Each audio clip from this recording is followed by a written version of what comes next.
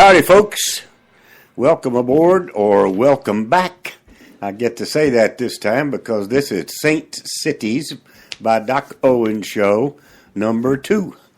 We dedicate our Monday edition to sanctuary cities, issues revolving around that and some tangential issues obviously having to do with immigration and illegal immigration to be specific.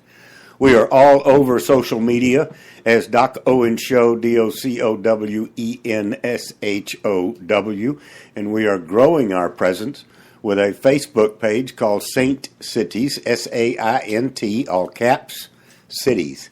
You can find our Facebook page and follow us there, like us there. That's where we post our articles, get up to date, etc., etc.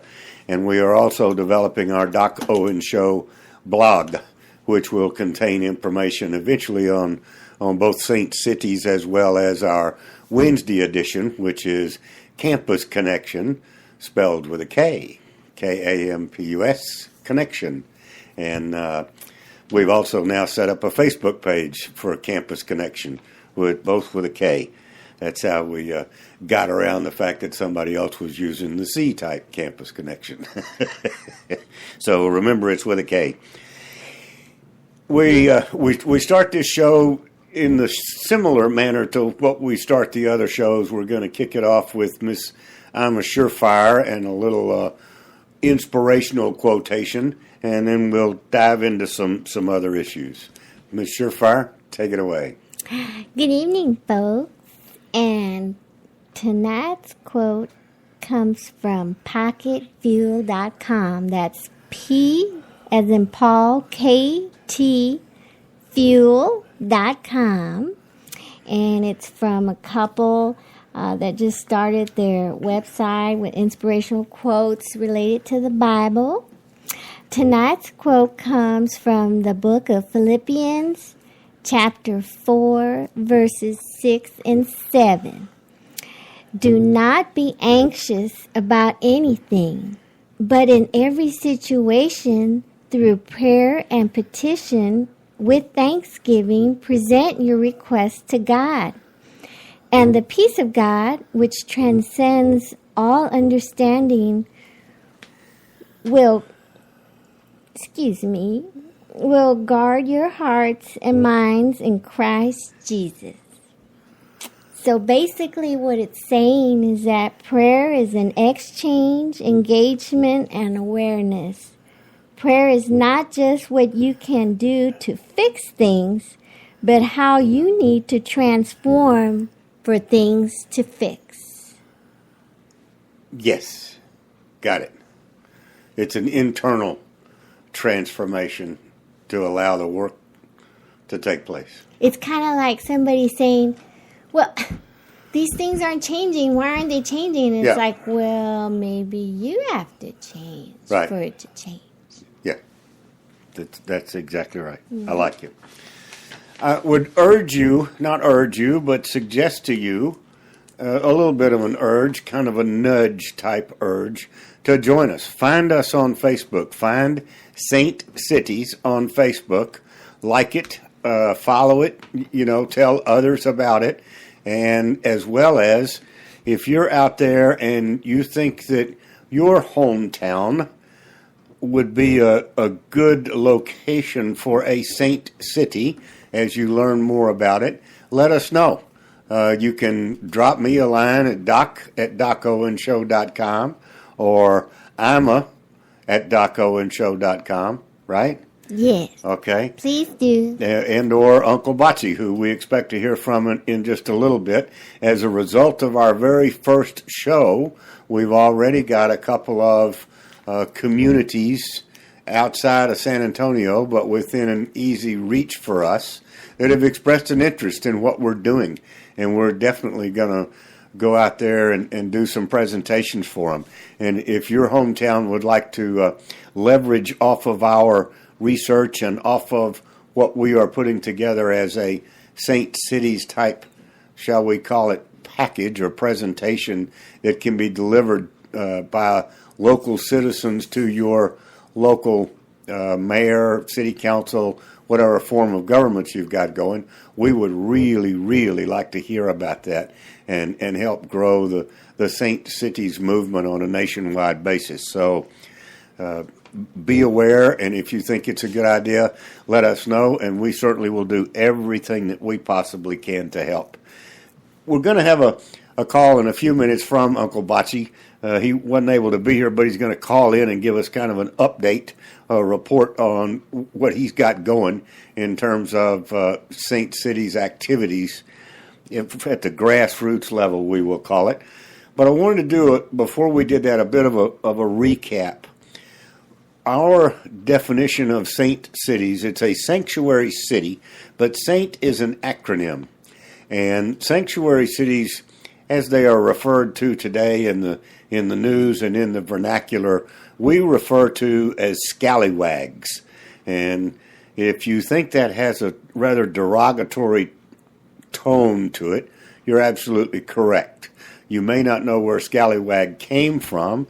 The term was actually put out there the first time by Democrats who referred to fellow Democrats after the Civil War who decided to join the forces with the Republicans and get involved in reparations and, taking care of the freed slaves and putting the country back together. They were referred to by their more hardcore Democrats that really didn't want freedom for the slaves. These guys were referred to as scallywags, and that stands for sanctuary cities as lawless, looting yappers while aborting government. That's how you spell scallywag. Ours, on the other hand, is saint, sanctuaries assembled in nature's tradition. And we talk a lot about nature's tradition being our God-given rights, not rights bestowed upon us by the Constitution or the Bill of Rights, although these God-given rights are protected and codified, as it is said, by the Constitution and the Bill of Rights. That's definitely what it's all about, but they originated with God, and everybody has them as a matter of birth in the United States. So that's where we came up with the acronym, Sanctuary Assembled in Nature's Tradition. So find Saint Cities on Facebook and get involved. We really would appreciate it. We've got a couple of minutes before Uncle Bocce is due to call. I've got some more material, but I'm reluctant to dive into it. Oh, and hold on. Right on cue, there's the submarine surfacing known as Uncle Bocce. Hello? Hello. Oh, good. It wasn't a wrong number. Uncle Bocce, how you doing? I'm doing great. Thank you, sir. I'm doing great. Well, I'm glad your clock is a little faster than my clock, so that worked out real well. You're right. Good. You're right on time, sir. Awesome. The audience is expecting a bit of a field report from you, and then the last time you and I talked, you reminded me of the historical precedents for our Saint Cities movement. So you want to do the field report first, and then kind of come back with the historical part? Let's do the historical part first. Okay, go for it. Okay, we'll go right into it. The idea of a sanctuary city is kind of ludicrous because sanctuary is supposed to be a holy place. And how can you have a lawless city be a sanctuary when it is lawless and it's not obeying the law? Now, saint, which is sanctuaries assembled in nature's tradition. Tradition goes back to the natural law, like in the Declaration of Independence, our freedoms, natural law. Because we're born, we have certain rights. Right. The historical precedent for this is exactly what happened with the colonists who came to America, what was going to be America, and they settled in different areas. One was Massachusetts. They came there because they wanted a sanctuary from the persecution that they were getting. They were Christians. And even within that historical precedent, the Puritans were very, very strict, and some people had just a slight different idea. And so what happened is they left Massachusetts and formed Connecticut, New Hampshire. They were all created because people wanted to get someone without persecuted. That's the historical background. That's why it is a nature's tradition kind of thing for Saint City. So you're telling me I'm approximately 500 years out of sync? Gee whiz, if you want to put it that way. I'm just trying to make a connection to history. I think history is. I think it's a perfect connection, and it was the go same ahead. freedom of thought that prompted the Saint Cities idea and movement and radio show and beyond, and your outreach, which has been going on. That's exactly what we're doing. Is trying to. I wasn't consciously trying to emulate our founding fathers, but I definitely was trying to get back to the true meaning of a sanctuary. So yes. Yeah. Okay. Yes. So you've been you've talked to some folks out in Floresville, I understand. Yes, Okay. we can go into that. Actually, first of all, I am going to attend the Fredericksburg Tea Party meeting on the 10th of September. Wow. And I'll be, and Dwayne Stovall is going to be a speaker, so it's going to be worth going out there. And afterwards, I'm going to have a meeting with Matt, who is the leader of the Fredericksburg Tea Party. Okay. And we're going to do some preliminary talks about laying out and bringing a presentation before the Fredericksburg Tea Party. Great. Okay? Great. And then also on the 4th of October, we will be going to Wilson County Patriots. Yeah. It's a Tea Party group, and that'll be on the 4th. And we are actually going to do a presentation to them about the program for Saint Cities. They are very excited about it. They think it's a wonderful idea, and they like the idea that we're starting with small cities like Floresville and Polk, in Wilson County and Fredericksburg. Yeah. So that's what's going on so far. And, of course, we're going to be expanding that. And if there's anyone who in the listening audience right now who would like more information, that would be great. Or if you think that your town might want to become a Saint City, we'd be happy to come and talk to you. There you go. So just one other thing Yes, sir. about legislation, what's going on.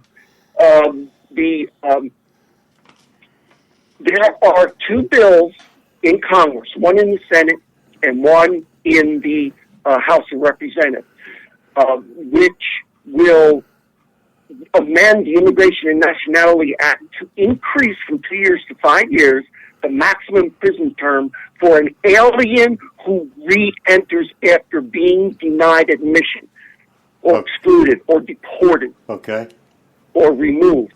That is called Kate's Law. If you remember, Kate Steinle was killed about a year ago. She was killed by a deported illegal alien who came back. He had 7 felonies, and still, he was let back into, because San Francisco is, they call a quote sanctuary city. Right.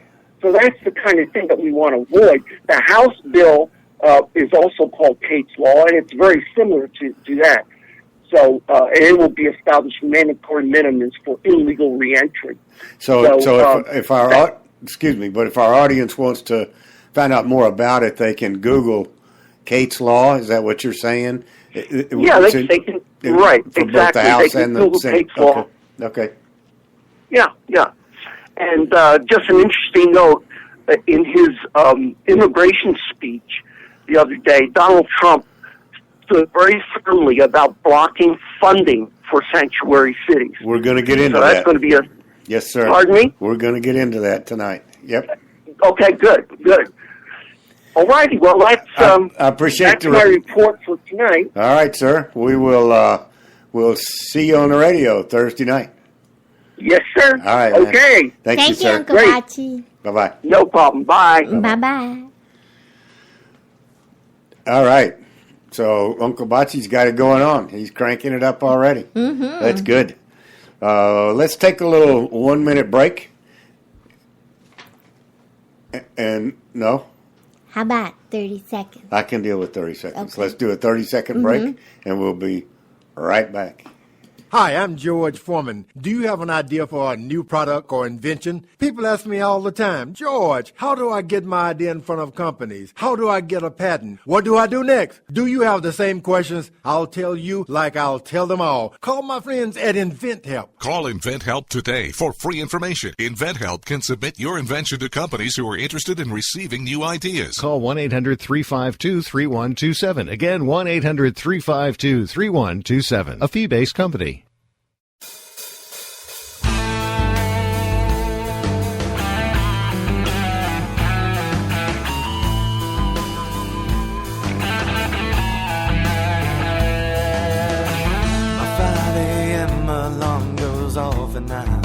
Rolling out of bed, I turn the TV on to wake up and clear my head. I catch the news in time to view another stirring of the pot. Talks of inequality and what people need, forgetting what they got. But in these times of opposition, the prejudice runs deep. Dividing us by heritage is all they ever preach. They tell us that they really care. To them it's just a game. 'Cause we were all Americans before the hyphens came. And people cared about who you were and less about your name. 'Cause we were all Americans before the hyphens came.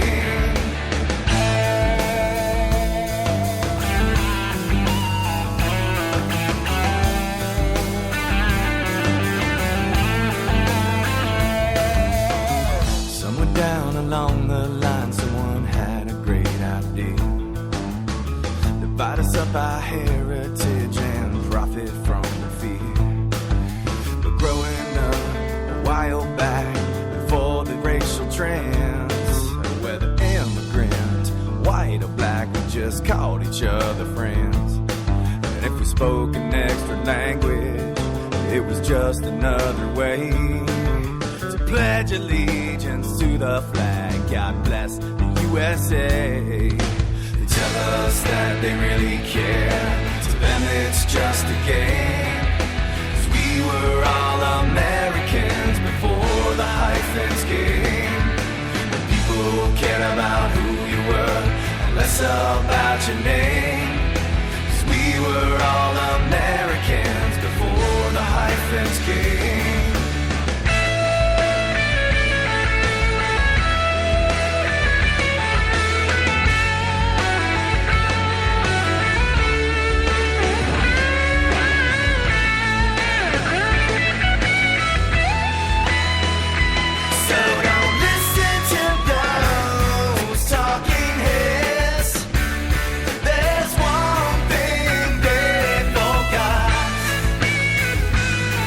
That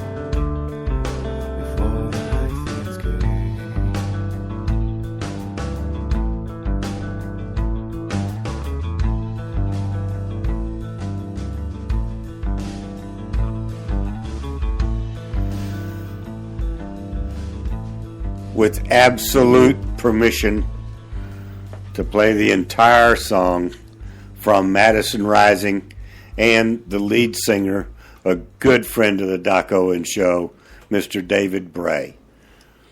I did that. We did it last week. We may well do it again next week until everybody seems to get the joke. That's what Saint Cities is all about. Sanctuaries assembled in nature's tradition. I grew up in a saint city, unbeknownst to us. It was before the hyphens came. We were all just Americans. Exactly like the boys in the band are saying. To me, it's just a real, and it's it's not one of their big hits. It's not one of their big deals. It's not. It's like it's sort of just taking up space on the CD, but it's the one that really called out to me, and I think to Ima. Right? Yeah. Oh, right. yeah. Right. Definitely. So let's talk just a little bit with some information on sanctuary cities, and then we will shift gears and talk about sanctuary cities' kissing cousin, if you will, immigration and immigration reform and illegal immigration. I think I referenced this article last week, but I didn't have much time to get into it. It is published by Human Life International, and the title of the article is "It's Time for Sanctuary Cities for Christians." It seems that we are on the same page. The word sanctuary comes from the Catholic Church, from Latin meaning holy place. The word was used in the early church and still is used to describe the place of the sacrifice of the Mass. It was also used in the Bible, compiled and translated by Catholics, to describe the holiest part of the temple in Jerusalem, the Holy of Holies. The word gained an additional meaning in the 14th century as a place of immunity from punishment when some were granted special protection from the law if they remained in Christian churches. Catholics and other Orthodox believing Christians and Jews have a special claim on the meaning and use of sanctuary. Maybe it's time we called in the ticket on this entomological loan to the world and start holding local political structures accountable to the truths that are now under attack at the federal and state level. We need sanctuary cities for Christians. I intend to reach out to this, folks, and share Saint Cities' idea with them.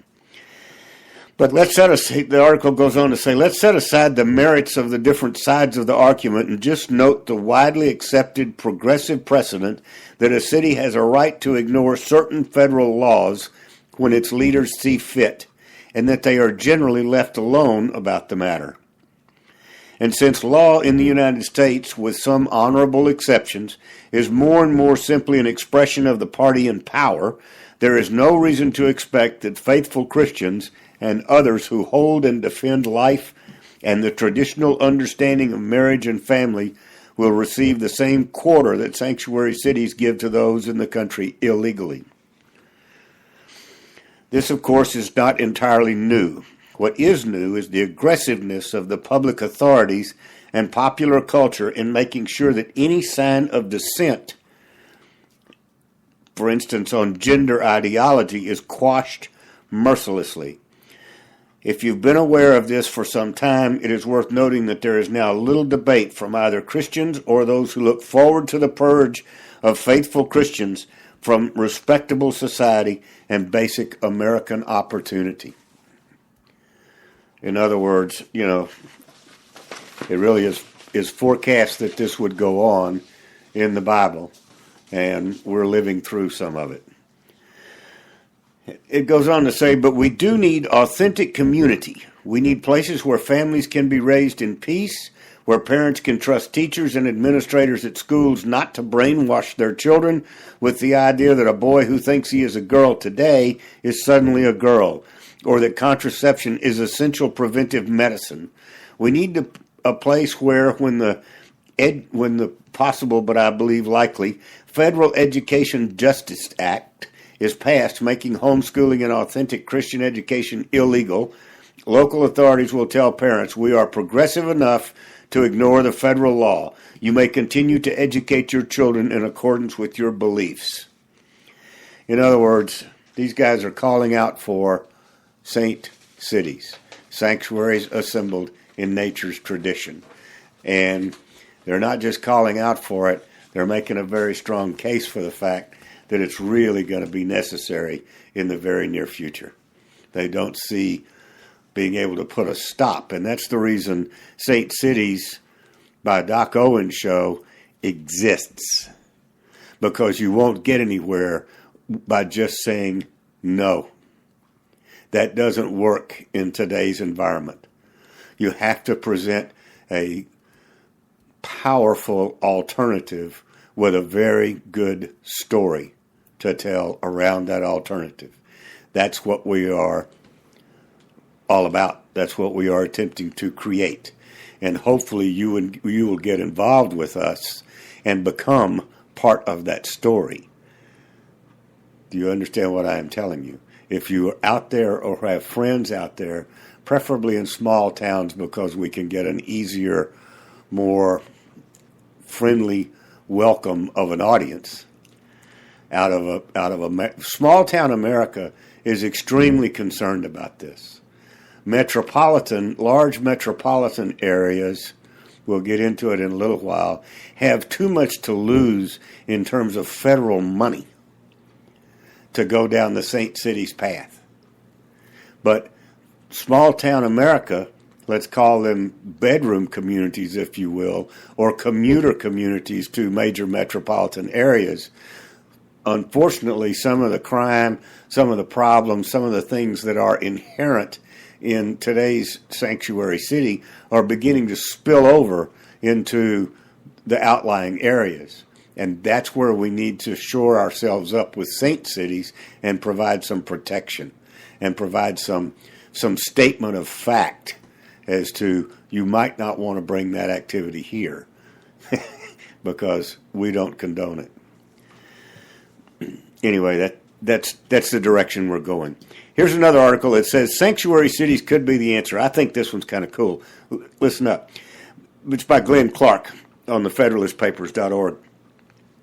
Many people have been in an uproar since the U.S. Supreme Court decided to legalize same-sex marriage nationwide. I got to thinking about it last night and I realized the ruling really isn't a big deal. Know why? Sanctuary cities. Here's the deal. That's right. Sanctuary cities are the reason that same-sex marriage laws aren't important. Various cities nationwide have declared that federal immigration laws don't apply to them. They offer sanctuary, the opportunity to hide in plain sight to people who are in the country illegally.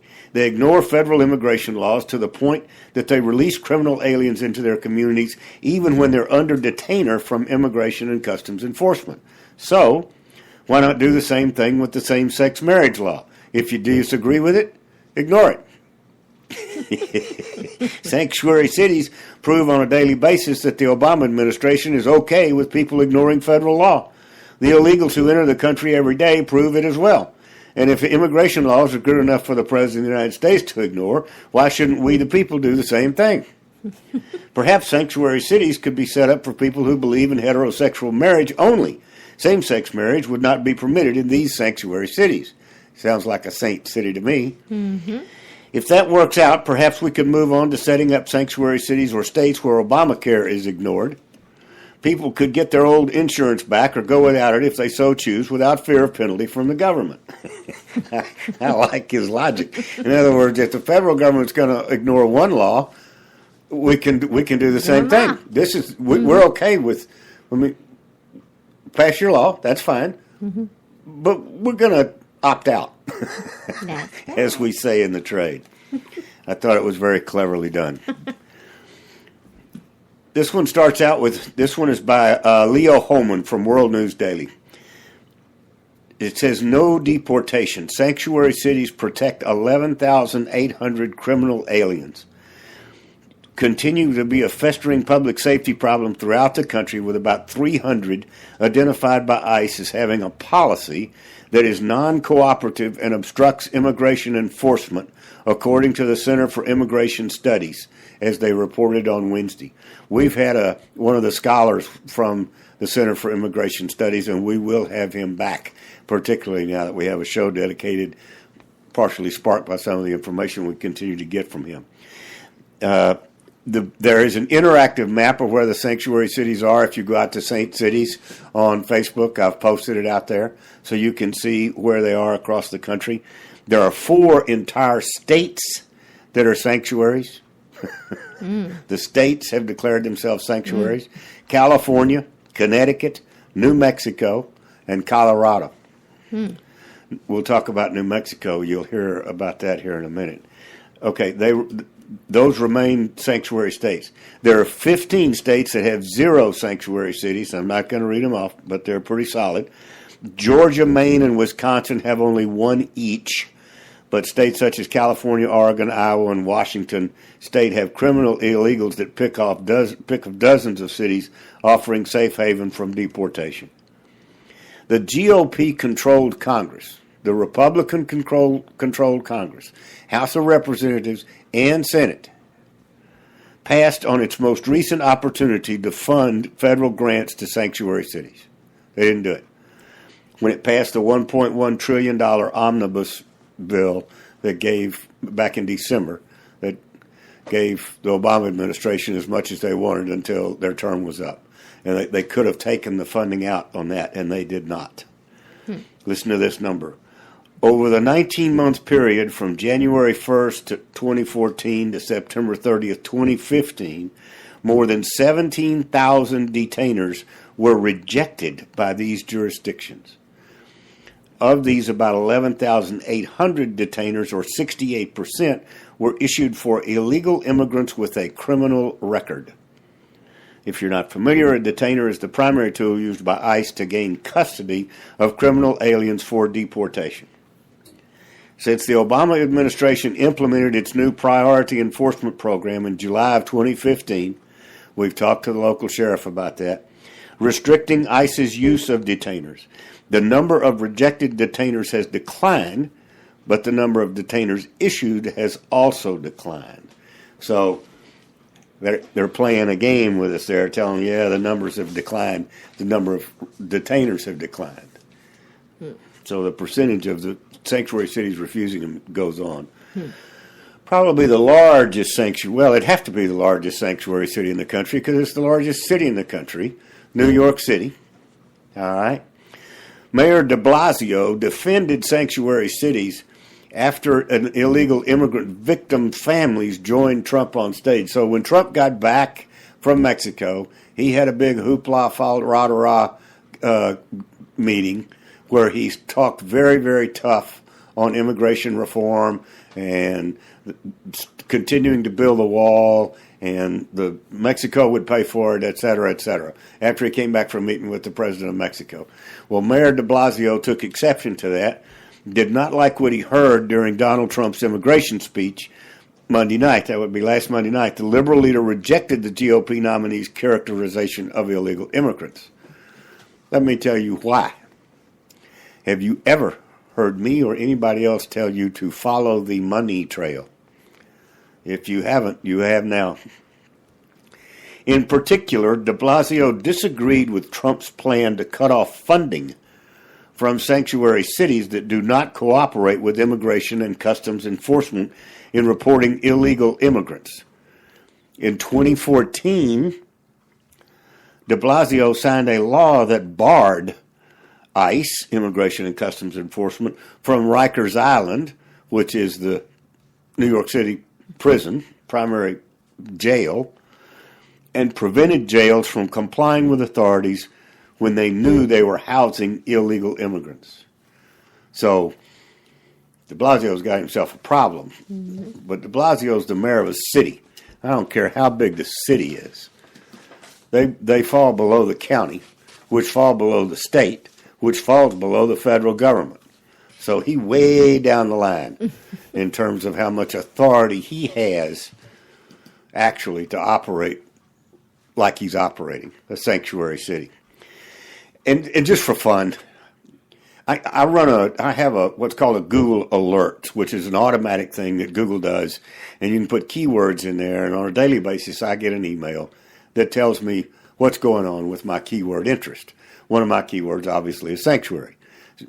Actually, it's sanctuary cities. But so I got this one back, and I thought that if we have any listeners in the St. Louis area, you would like to know about this. The St. Louis Dads Group is having a meetup this coming Wednesday. That would be 2 nights after the show broadcast. So we're in plenty of time. At 10:30 on September the 7th at 10:30 a.m. Let's see what else it told me. At the World Bird Sanctuary, 125 Bald Eagle Ridge Road in Valley Park. So you never know what you're going to get when you run a Google search. But I thought that was kind of clever that it came up with the Bald Eagle, the World Bird Sanctuary in a suburb outside of St. Louis. Okay, let's. I told you we were going to come back. I told you we were going to come back to New Mexico, which is one of the 4 sanctuary states, right? Well, it seems that the former governor of New Mexico, who made it a sanctuary state, is the Libertarian candidate for president, a fellow by the name of Gary Johnson. Libertarians in general do believe in open borders because they say that's part of their belief in free trade and, free market in a free enterprise, yada, yada, yada, that open borders go hand in hand with that. And it all works out in their minds. I'm not sure. I'm pretty sure I don't agree, but that's not the point. So we went out and we grabbed a very recent interview that was conducted with Mr. Johnson, and I wanted to play that for you now. So you're going to hear from probably the 180-degree opposite side of what Mr. Trump is saying that you're hearing a lot about. This is going to come to you from former governor of a now sanctuary state, New Mexico. Give a listen to Mr. Gary Johnson, please. Immigration has been a hot topic in 2016, and my exchange with Governor Gary Johnson on the issue was also a bit fiery. They came into this country because they couldn't get in legally, and the jobs existed. And you or I would have done the same thing. This is Town Hall Now. Immigration. It's a flashpoint in this election cycle in particular. Donald Trump has raised the issue repeatedly. What you'll hear sometimes from conservatives is that libertarians are for open borders. And they don't believe in border security, free movement, free people, free labor, free markets. You were, for 8 years, the governor of a border state. What are your overall views on immigration, and how do you propose dealing with the problem of illegal immigration? Well, first of all, an acknowledgement that immigration is really a good thing. We are a country of immigrants. When it comes to the deportation of 11 million illegal immigrants or undocumented workers, that is based on misinformation from the very get-go. These are hard-working people who can't get across the border to take jobs that U.S. citizens want. So they cross illegally, just like you or I would do if these were our families that we were trying to care for. Make it as easy as possible to come into this country and work as possible. So issue work visa. Make it easy to get a work visa. A work visa should entail a background check and a Social Security card that applicable taxes get paid. Don't build a fence across the border. Not to change current border policy, just make it a lot easier to recognize who actually is crossing illegally. Cream of the crop when it comes to workers. Statistically, they are not murderers and rapists. Statistically, they commit far less crime than U.S. citizens. Wharton School of Business study here about 3 weeks ago, an analysis of 3 different scenarios. One was cutting back on immigration, which would have a negative impact on the economy. Second option was increasing visas for high-skilled workers. which would have a slight positive impact on the economy. The last one was increasing immigration by 50%, which would have a very positive impact on the economy. Don't put the government in charge of quotas. There'll either be jobs or there won't be jobs. Right now, untold story, there is less illegal crossing today than there has been in a dozen years. And right now there's a reverse migration taking place. More people are going back to Mexico because there are more jobs in Mexico right now than the United States. But don't put the government in charge of visas or quotas. That's one of the problems with the 11 million undocumented workers that are here. And I'm not even talking here about a pathway to citizenship, but there should be a pathway to citizenship, part of comprehensive immigration reform with regard to the 11 million undocumented workers that are here in the United States right now. Make it an easy process to come in the door and get a work visa. As long as you've been law-abiding, you'll get a work visa.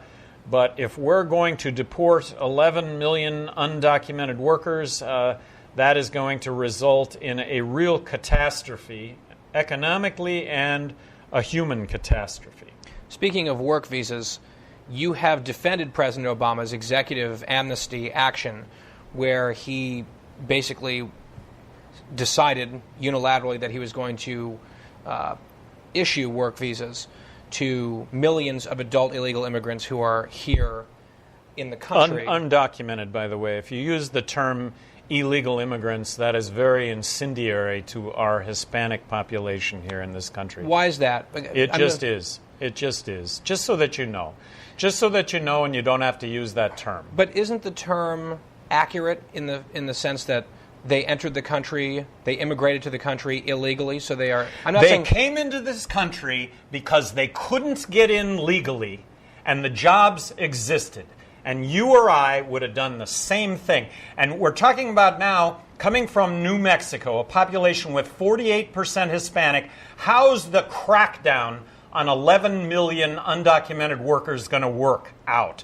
It's going to be dragging people from their homes. That's how it's going to work out. It's going to be checking your papers house to house. And I got to tell you, what Donald Trump is saying regarding immigration could not be more incendiary. It is insulting to me coming from New Mexico. Isn't it, though, unfair to compare, let's say, everything that Donald Trump's saying to simply using the term illegal immigrant? I mean, if I were in... Undocumented. Okay, that's when you go back decades ago, this was not considered illegal. When you go back decades ago, which involve a lot of these 11 million, it wasn't the same issue as it is today. They came over, they were undocumented, they took jobs, they became homeowners, they became fathers, mothers of families. One of the great untold stories right now also is the fact that Obama has deported 2 million heads of household. He has broken up 2 million families in this country.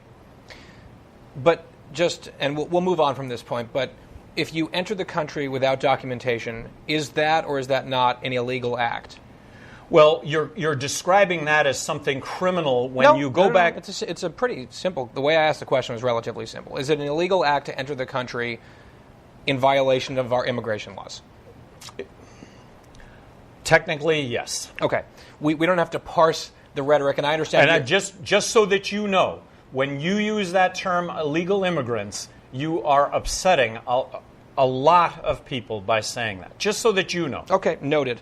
Back to the president's executive power and what he did with this blanket issuance of millions of work permits that has been thrown out by the courts.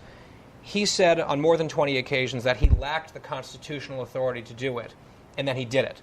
So I understand that you support the end that he was attempting to accomplish. I'm curious, though, as someone who's a libertarian and pledges fealty to the Constitution, is this the way that because the way that you defended it was saying it might have at least gotten Congress to do something. Is that how separation of powers ought to work? Is that a healthy reading of the separation of powers? Yeah, it is the reality, though. I mean, the three branches are always butting heads with one another, and we do have a system that, as imperfect as some might argue it is, it's the best system that does exist. But, sure. But that is the constant butting of heads of the three departments. Executive orders, a way to implement the law, and in this case... But not change the law, right? But not change the law, no. But I would not be involved in a house-to-house checking of papers and literally taking people, arresting them, and returning them to Mexico when these are families that haven't been in Mexico for 30 years, many of them. Sure. And this is the great untold story here. This is the human side of this story that nobody, it seems to understand. I guess certainly Trump at the top of that list. The question, though, is on principle, setting aside whether this has to do with immigration or any other issue, on executive power, do you think it is the appropriate reading of the Constitution and the role of the president, if he's frustrated by Congress not doing something that he wants, do you think it's appropriate for him to just do it by executive order and say, well, if you don't like it, sue me or do what I want? Like, I guess that's the question. I think there's two sides to what you're asking. One is you're asking about an executive order that is literally going to change behavior. The other is just a reality-based outlook on what is, in fact, what has happened, why has it happened, an understanding of that, and an understanding that the alternative, enforcing laws that are unenforceable, much like the drug laws. I mean, why don't you right now? Why don't you be using as an example the crackdown on 100 million people in this country who have smoked marijuana, and shouldn't they belong behind bars? Well, theoretically, yes, but that's going to involve your friends, family, co-workers, and everybody that you know in that category. We kind of turn our back on that one because there's a reality to that. Sure, and you're saying, so what you're saying is the president's executive enforcement priorities were to crack down on illegal immigrants or undocumented immigrants, as you prefer to say, who have committed other crimes, other felonies. I understand that. That seems sensible to me. What the president also did, though, was the proactive step, not authorized by Congress, of handing out work visas, which is the crux of the constitutional debate. So I'm wondering if you still think that what he did and that executive order was constitutional and appropriate. Well, we argue constitutionality, but appropriate, yes. In these uncertain economic times, you've got to do whatever you can to save money. One of our biggest expenses can be our cars, especially when unexpected repair bills hit. Not anymore. If you own a vehicle with less than 130,000 miles, is less than 12 years old, has a warranty about to expire, or even no warranty at all, you could stop paying for car repairs. Roadside assistance, towing, and rental coverage are all included. Don't wait for the next repair. Make one free call right now to see if you qualify. If your vehicle is less than 12 years old, has less than 130,000 miles, even if it's out of warranty, paying for car repairs can become a thing of the past. Call us right now and get your car protected before your next repair bill hits. Get protection and no more repair bills. Call 877-212-5898. Again, 877-212-5898. That's 877-212-5898. 877-212-5898. Before we play another clip called Real Facts from a internet TV show by the same name, I want to give you something from the Texas criminal alien arrest data. Over 199,000 criminal aliens have been booked into local Texas jails between June 2011 and August 31st of 2016. So this is up-to-the-date data. During their criminal careers, these criminal aliens were charged with more than 533,000 criminal offenses. Those arrests include 1,066 homicides, 63,382 assault charges, and the list goes on for specific charges. Of the total criminal aliens arrested in that time frame, over 132,000, or 66%, were identified by the Department of Homeland Security status as being in the U.S. illegally at the time of their arrest. And that is Texas only. Let's listen to some real facts from the show by the same name, Real Facts. Hey guys, I'm Brittany Hughes. You're watching MRC TV, and this is your reality check. The topic of immigration has been thrown around a lot this election cycle, and to build a wall or not to build a wall, well, that seems to be the question before the court. But in the middle of all of the political rhetoric and finger-pointing and name-calling being tossed around on your television, here's what tends to get lost most often: facts. So here's a few just from the last week alone. Fact: the Obama administration continues to say that our borders are not open to illegal immigration, but they've dumped 123,000 unaccompanied alien children into American communities in the past 2 years alone and deported less than 5%. Fact: border agents say they've caught more than 332,000 illegal aliens at the U.S. border since last October, including nearly 50,000 more unaccompanied kids. Fact: more than 420 border agents have been assaulted so far in fiscal year 2016. Fact: the Obama administration has gotten more than 9,500 applications for their Central American Minors Program. You remember that one, right? It lets illegal alien parents in the United States petition their government to bring their kids from Central America into this country. And guess who's funding this program? You. Oh, but it gets better. Jay Johnson quietly announced this past week that he's expanding that program to include adults. So now the parents of all those illegal alien kids who have come to the United States can also apply to be brought here on the taxpayer dime, along with their adult children and related caregivers like aunts, uncles, cousins, whoever. Oh, and fact: we're spending nearly $1 billion annually on our unaccompanied alien child program alone. We've also handed out $3 million in UN contributions for Central American refugees, on top of sending $750 million in foreign aid to Central American countries, all courtesy of your wallet. John Adams once said that facts are stubborn things, and facts show that we have a serious immigration problem in this country. And that's not even touching the issue of the 10,000 Syrian refugees we just let in. Our borders are wide open to illegal immigration because if they can get here and if they're not from Mexico, they can stay. When you allow mass numbers of people into this country who did not come here legally and have no reason or plan to adopt U.S. culture, then mark my words, this country will begin looking more like the ones they're all trying to get away from, and we will all have to deal with that issue. Legal immigration is a way for safe, law-abiding people to come into this country and become a member of our culture. Illegal immigration just transfers cultural problems to another place. And for those bleeding hearts out there who think it'll make for a wonderful blending of cultures, you're welcome to head on over to the crime-ridden, gang-infested city of San Salvador and see how well that culture works out for you. And that's your reality check, America. Stay sane out there. If you like this video, check out more on our YouTube page or at mrctv.org. Make sure you like us on Facebook and follow us on Twitter. Thank you very much. Thank you very much. Back to Saint Cities by Doc Owen Show. Very little time left in order to, dive into our sister problem, immigration, but that gave you a lead in to probably where we'll pick up next week. We will continue to talk about saint cities versus sanctuary cities, SAINT, sanctuaries assembled in nature's tradition. And by the time we're together, we will have had that meeting up in Fredericksburg, so we'll have some new information from Uncle Bocce, and we'll just keep pressing ahead with it. Remember to find us on Facebook, Saint Cities, SAINT, all caps, cities.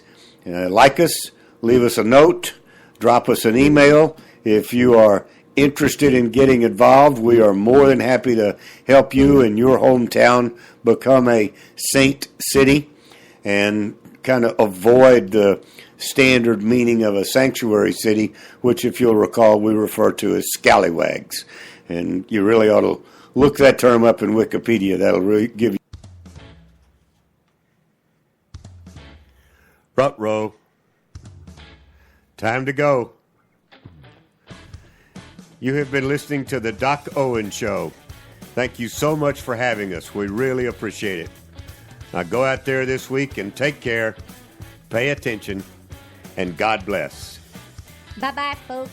God bless.